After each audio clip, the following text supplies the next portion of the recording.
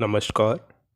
कहानियों की इस श्रृंखला जो हम चैनल पर चला रहे हैं उसमें आज की कहानी हमने गीता प्रेस गोरखपुर की किताब सच्चे और ईमानदार बालक से ली है। कहानी का नाम है साग सब्जी वाले लड़के की सच्चाई। यह कहानी आप गीता प्रेस गोरखपुर की किताब सच्चे और ईमानदार बालक में भी पढ़ सकते हैं। तो शुरू करते हैं आज की कहानी साग सब्जी वाले लड़के की सच्चाई। किसी बाजार में एक लड़का साग सब्जी की दुकान लगाकर बैठा था और उसके पड़ोस में एक दूसरा लड़का भी साग सब्जी बेचता था। एक दिन दोपहर के समय एक आदमी पहले लड़के की दुकान पर आकर एक बड़ा तरबूज हाथ में लेकर बोला, यह तरबूज अच्छा है। लड़के ने जवाब देते हुए कहा, महाशय जी, देखने में तो अच्छा जान पड़ता है, पर यह सड़ा और फीका है।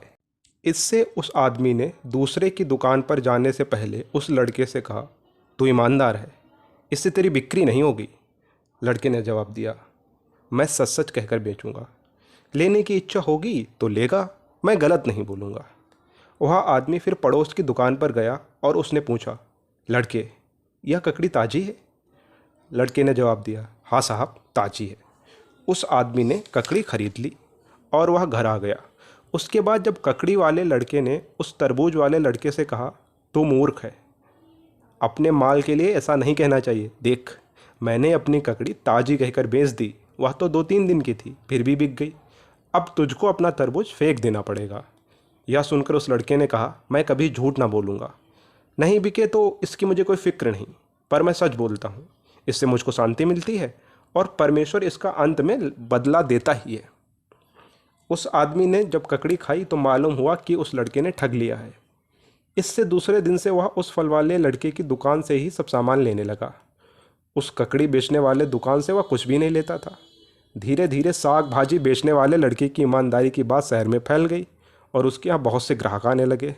अंत में वह बहुत बड़ा व्यापारी हो गया और उस पड़ोसी लड़के की पहले जैसे कंगाल हालत रही।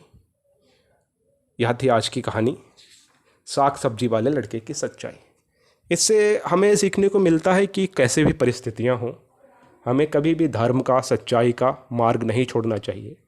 ईश्वर हमारे साथ हमेशा रहता है और अंत में हमारी सहायता ही करता है। आपको कहानी कैसी लगी हमें ज़रूर बताइएगा। आपके कमेंट्स का हमें इंतज़ार रहेगा।